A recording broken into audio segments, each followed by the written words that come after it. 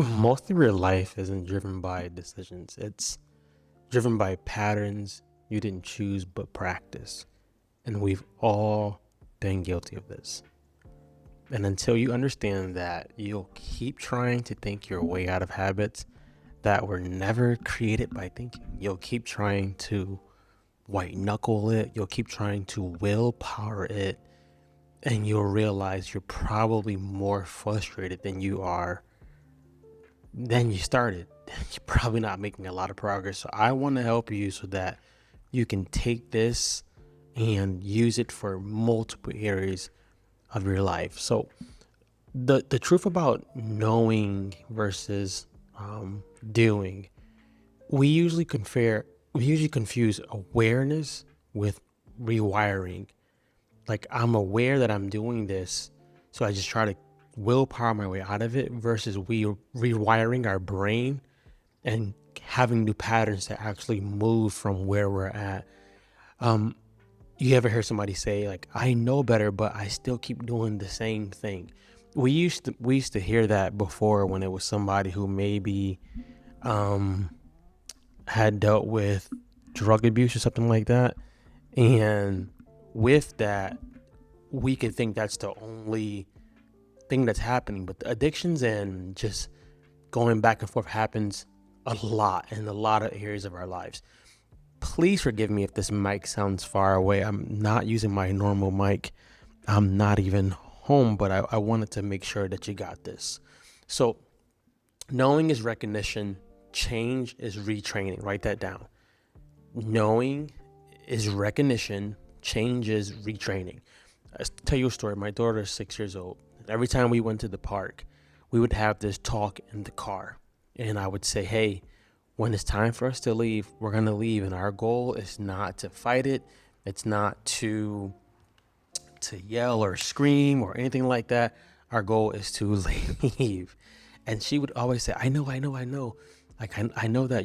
You always say that, and I know that. And then when we would leave, get ready to leave, she would start crying. She would just turn completely different. Until one day I realized this is a pattern that she has. Her cue is, Aaliyah, it's time to leave. Her action is now, I'm going to cause a fit. Her reward is, I don't know what her reward was, because she still had to leave. She just ended up being mad. We'll go into that a little bit later. So what I had to do was, I would say, hey, we're going to be leaving in 5 minutes. This is what I want you to do. In the first couple times, it did not work. But then one time I realized she started to get mad, and she caught herself. And she said, okay, we're going to leave. And a little bit of tears started welling up in her eyes, because she didn't want to leave, but we had to. And she was starting the road of retraining her mind, or rewiring her mind to, no, when dad says it's time to leave, that's my cue. My action is I start leaving. My reward is I probably get some extra TV time or something of that nature. Now, like I said before, knowing is recognition, change is retraining. Let's talk about how the brain actually works in patterns, and then you'll be able to apply this to tons of areas of your lives. Something called neurons, they fire together. Neurons are just, if you wanted to put it in simple terms, they help things connect. Think about, like, if it's a net Tetris or things that would easily connect. Repetition is what strengthens that pathway. So let's just say my goal was to get up and be a morning person by reading the Bible for 5 minutes each day, or reading something for 5 minutes each day. The first time I do it, I'm not going to want to do it. My brain's going to probably fight me a little bit, especially if I don't get up in the morning. The second time I do it, and the third and the fourth, it gets a little bit easier, until all of a sudden my brain knows when I get up, the first thing I do is I go read, or whatever the habit is you're trying to instill. So repetition strengthens the pathway. You gotta have repetitions. Here's the hard thing about repetitions that we don't want to talk about. Sometimes it's hard to do repetitions if you feel like there's no immediate result. This happens a lot with weight loss, and this happens a lot with, emotional clarity and things of that nature. So I always say, get the rep and get a small reward. So repetition strengthens the pathway, and then emotion locks it in.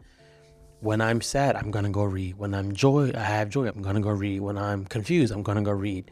If you put the emotion with it and you start to lock it in, you're going to have a new habit. And you can do this with tons of areas of your life, as I've been saying before. Now let's use a real life example, right?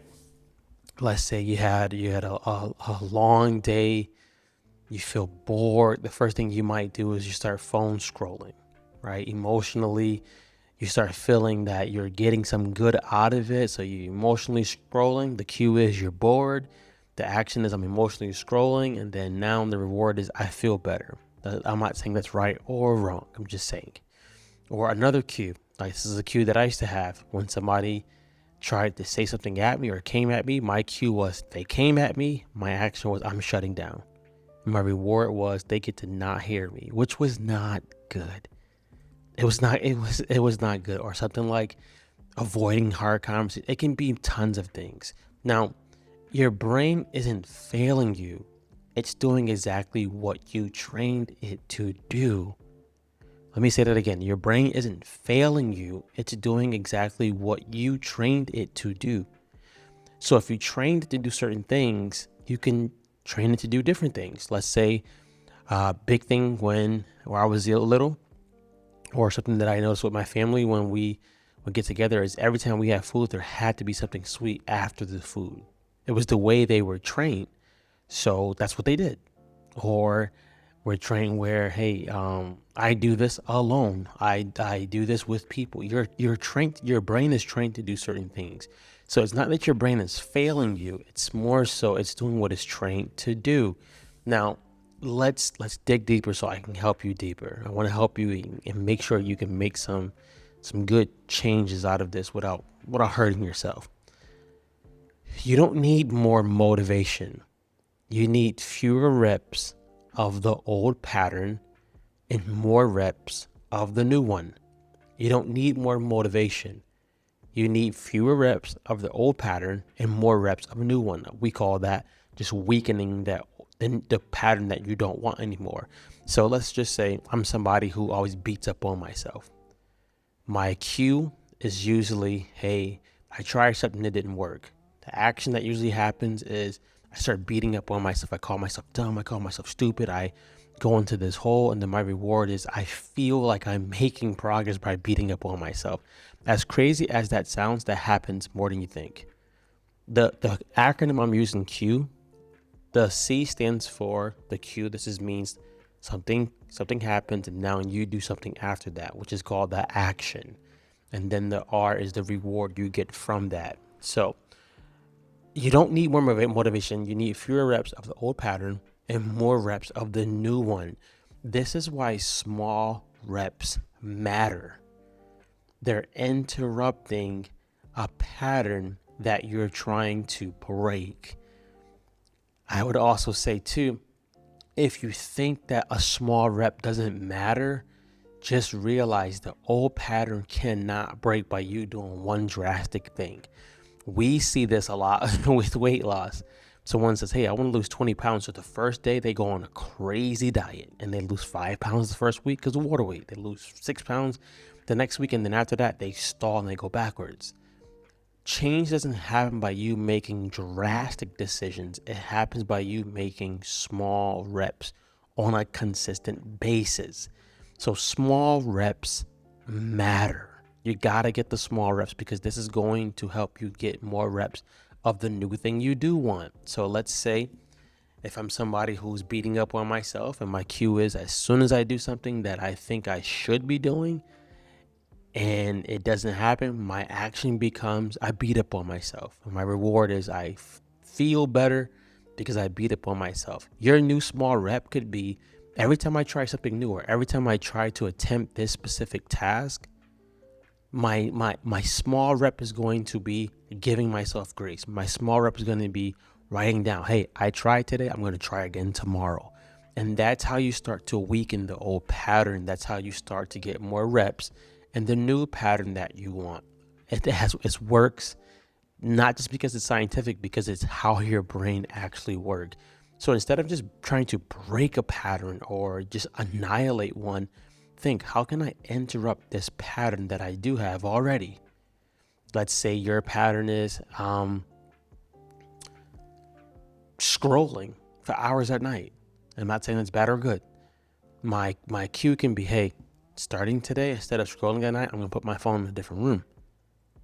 Or I'm going to, instead of scrolling for 2 hours, I'm going to scroll for 30 minutes and put a timer on. The goal is to interrupt that old pattern to create a new one. Now, what happens is once people get emotional, either they feel joyous or they feel that they're stressed, is they stop practicing getting the reps. And that's when you need to do it the most, because when you get your emotions in the game, now your brain is saying, hey, this person is serious. This person is going to start changing. This person is going to make a change, and we're here for it.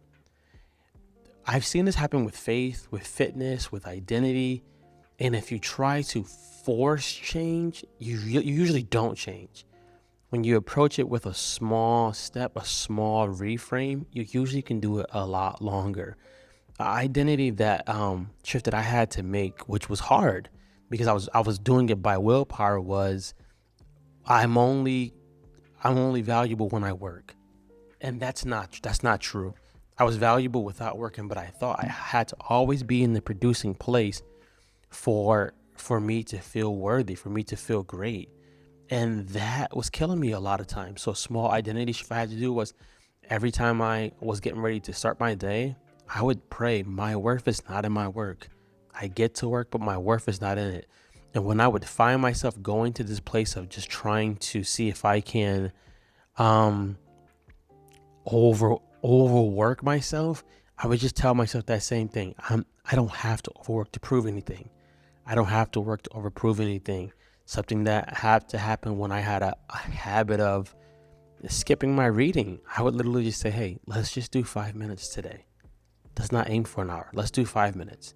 And then it just started to build.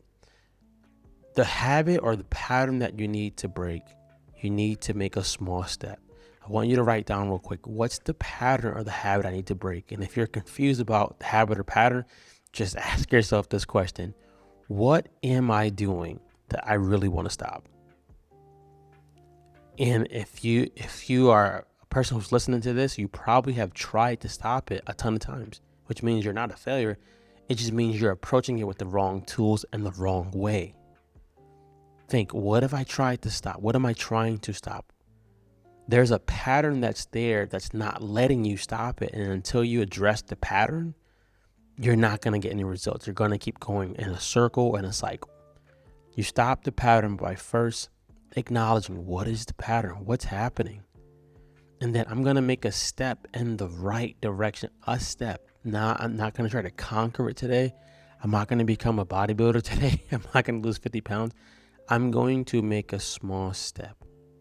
If your life keeps repeating, don't ask what's wrong with me. Ask, what pattern am I practicing without realizing it? And in our school group, this is something that we start to deal with because we want to help people get lasting results, not just a one-time hype, not just a one-time thing. We want to see people actually change. So get a pen, write down, what is it that I want to change? And if you can take some time, there is a habit that's there that's stopping you from doing that. If your life keeps repeating, don't ask what's wrong with me. Ask, what pattern am I practicing without realizing it? One of the enemy's greatest tricks, I believe, is to make us get into a place of saying, what's wrong with me? And into a place of trying to fix ourselves. That can be dangerous because we are not called to fix ourselves. It's our pattern that's helping us become something we don't want to become. Get the pen, write it down. If you are in the school group, you're hearing this first. If you're not in the school group, you should join us. It's called The Breakthrough. We talk about patterns, we talk about identity, and we talk about faith and fitness. We're basically talking about what's holding you back from getting you the things you want and from being completely the person God has made you to be. Go be with God, guys. Be great.